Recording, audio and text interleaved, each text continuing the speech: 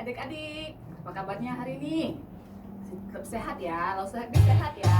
Happy sehat, Oke, puji Tuhan. sama Lausu juga sehat. Contoh gimana? Sehat semua? Sehat, Puji Tuhan ya. Minggu ini kita boleh ketemu lagi itu karena berkat dan kasih Tuhan Yesus kepada kita. Iya. Sebelumnya kita mau berdoa dulu. Lipat tangan, tutup matanya, kita berdoa. Tuhan Yesus, terima kasih untuk segala kebaikan Tuhan. Tuhan masih menyertai kami Tuhan dalam satu minggu ini. Dan saat ini Tuhan kami masih boleh mengikuti ibadah. Tuhan selalu menjaga kami, memberkati kami. Kami ingin memulai sekolah minggu ini dari awal hingga akhir. Tuhan yang memberkati. Hanya di dalam nama Tuhan Yesus kami sudah berdoa dan mengucap syukur. Amin. Oke adik-adik, kita akan angkat satu pujian. Engkau Yesus Tuhanku. Pakai gerakan ya.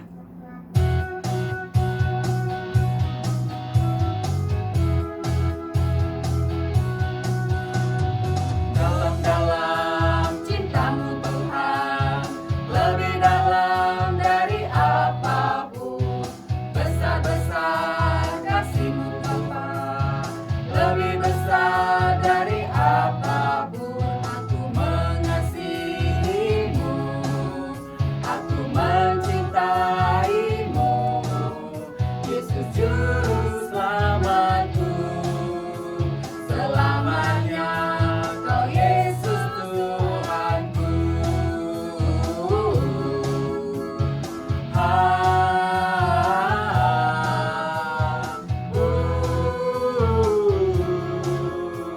Selamanya Kau Yesus Tuhanku. Sekali lagi kita angkat pujian ini. Dalam-dalam cintamu Tuhan, lebih dalam dari apapun. Besar-besar kasih-Mu Bapa, lebih besar dari apapun. Aku mengasihi-Mu, aku mencintai-Mu. Yesus Juru Selamatku, selamanya Kau Yesus Tuhanku.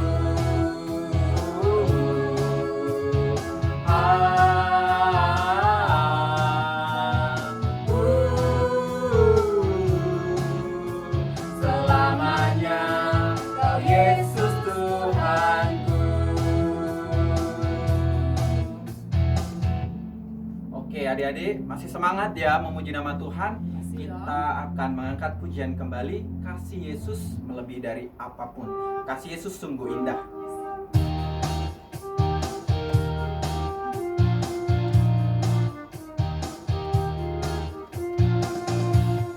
Kasih Yesus indah-indah, oh indah. Kasih Yesus indah-indah, oh indah.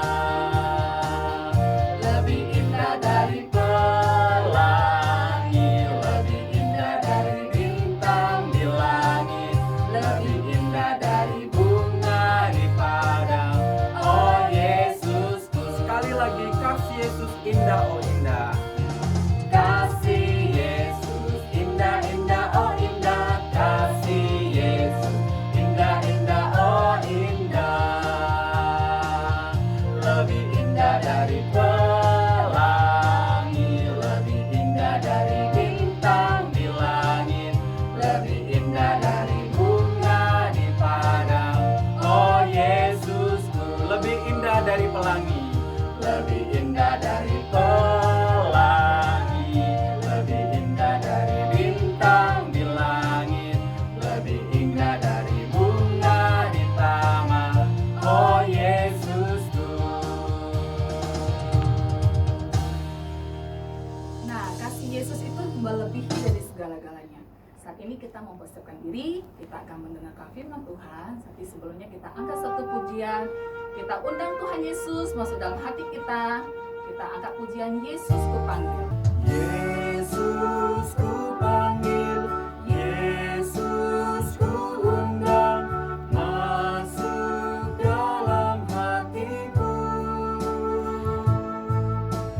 Yesus ku panggil, Yesus ku undang, masuk dalam hatiku. Memimpin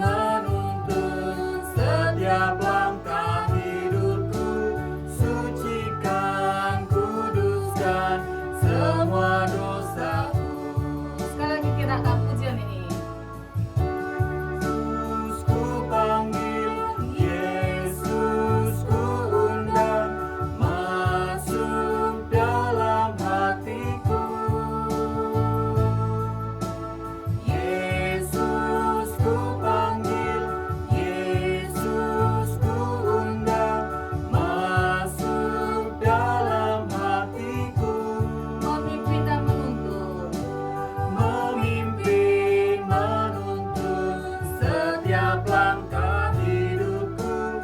Sucikan, kuduskan semua dosaku. Memimpin dan menuntun.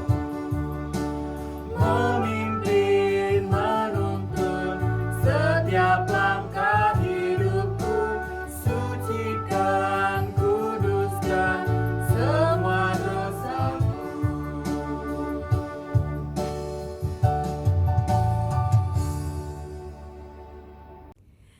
Selamat pagi adik-adik yang dikasihi oleh Tuhan Yesus.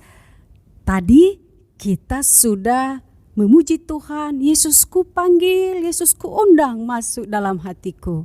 Nah, saat ini kita akan mendengarkan cerita firman Tuhan. Namun sebelumnya kita berdoa dulu. Ayo lipat tangannya, tutup matanya. Kita berdoa. Tuhan Yesus yang baik, saat ini kami datang kepada Tuhan, mau mendengarkan firman Tuhan lewat cerita yang akan disampaikan kepada kami. Berkatilah kami ya Tuhan. Dalam nama Yesus kami berdoa. Haleluya. Amin.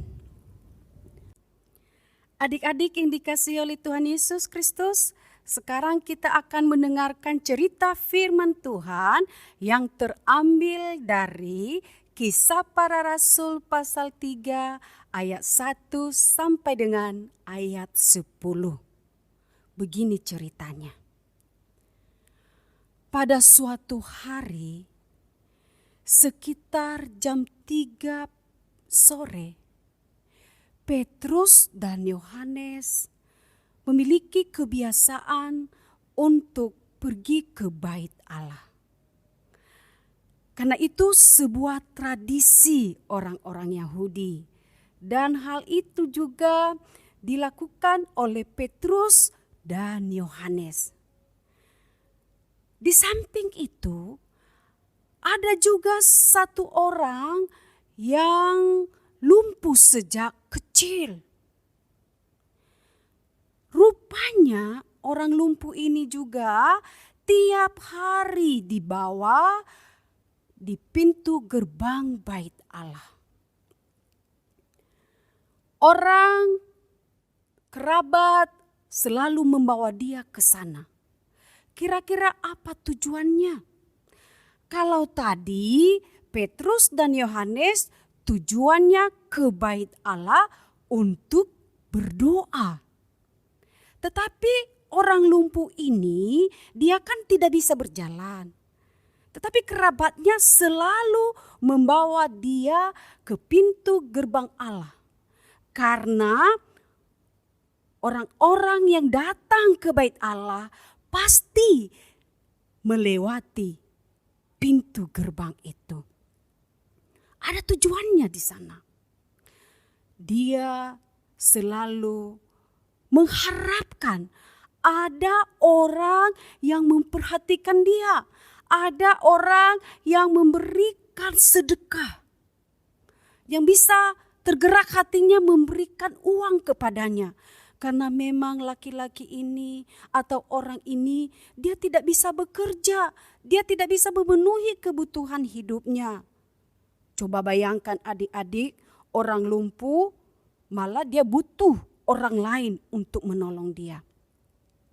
Harapannya itu adalah mendapatkan belas kasihan dari orang-orang yang lewat di pintu gerbang itu. Jadi ketika dia melihat Petrus dan Yohanes akan lewat, wah dia senang dalam hati. Wah pasti orang ini akan memberikan kepada saya apa yang ada pada mereka, yaitu uang.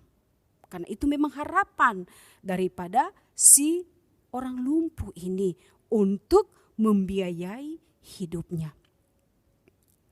Adik-adik, ketika Petrus dan Yohanes lewat, biasa kan orang lumpuh dia menunduk sambil tangannya menengadah ke atas. Ya begini, ya dia lihat.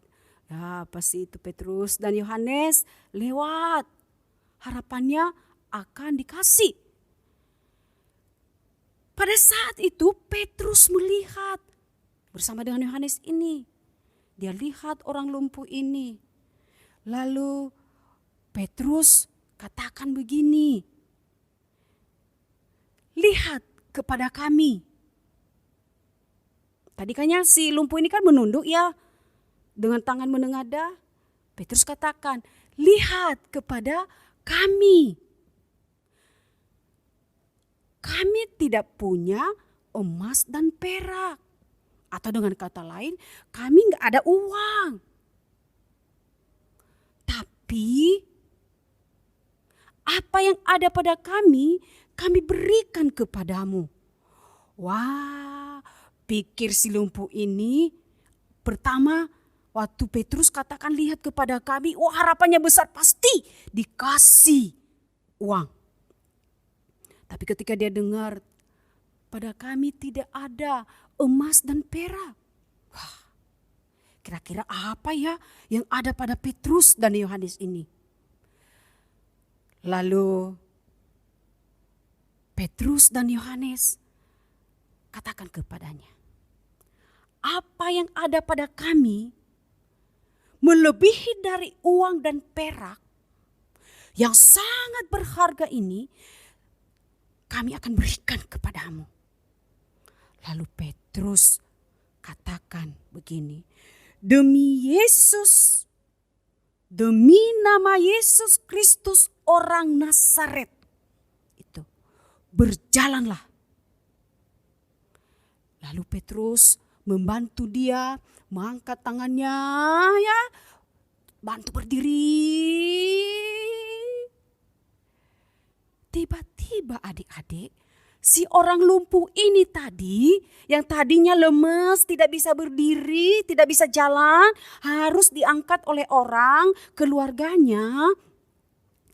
Tiba-tiba ya, lututnya, telapak kakinya itu menjadi kuat. Ya, dibantu Petrus, berdirilah, berjalanlah. Menjadi kuat ya. Dia mulai meloncat-loncat. Ini beneran gak sih? Ini mimpi kah? Dia coba berjalan. Dia lari. Wah, bener ini kaki saya. Kaki saya sudah bisa berdiri. Wah. Dia senang, bahagia. Dia girang. Dia melompat-lompat. Dia memuji-muji Tuhan. Haleluya, puji Tuhan. Tadi Petrus berkata, apa yang ada pada kami yang berharga itu melebihi uang, melebihi dari emas dan perak, kami berikan kepadamu. Adik-adik, apa yang diberikan oleh Petrus dan Yohanes ini tadi? Yaitu kuasa nama Yesus Kristus, orang Nazaret itu. Yaitu Yesus Kristus yang telah mati, bangkit, kemudian naik ke surga. Lalu kemudian dia menurunkan Roh Kudus untuk menyertai para murid-muridnya. Dan kuasa itu diberikan kepada orang-orang percaya. Nah, pada saat itu Petrus bisa mengadakan mujizat seperti yang pernah dilakukan oleh Tuhan Yesus. Nama Yesus berkuasa. Hanya berkata demi nama Yesus Kristus, orang Nazaret itu, berjalanlah. Orang lumpuh ini mengalami mujizat yang luar biasa. Lalu kemudian ya, ketika dia sembuh, dia berdiri, dia melatih dirinya, ya, dia sambil girang memuji-muji Tuhan. Lalu dia ikut Petrus, ya, di belakang Petrus dia ikut terus masuk ke bait Allah. Apa yang terjadi adik-adik? Semua orang yang masuk ke bait Allah ini tercengang-cengeng, ya, kaget, terheran-heran. Loh, bukankah dia itu yang selalu duduk di pintu gerbang orang yang indah itu? Bukankah dia itu orang lumpuh? Kok sekarang dia sudah bisa berjalan? Wah, luar biasa.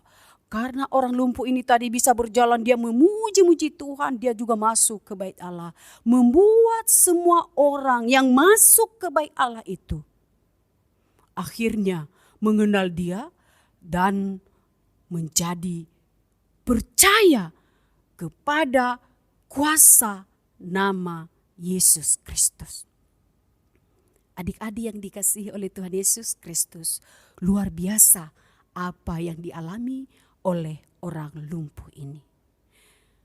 Bukan hanya uang saja yang dibutuhkan dalam hidupnya, tetapi kesembuhan secara menyeluruh. Supaya orang ini dipulihkan keadaannya, dia menjadi sembuh sehingga dia tidak lagi menjadi peminta-peminta. Dia bisa sekarang bekerja, dia sekarang bisa bersaksi tentang kuasa nama Yesus Kristus. Luar biasa.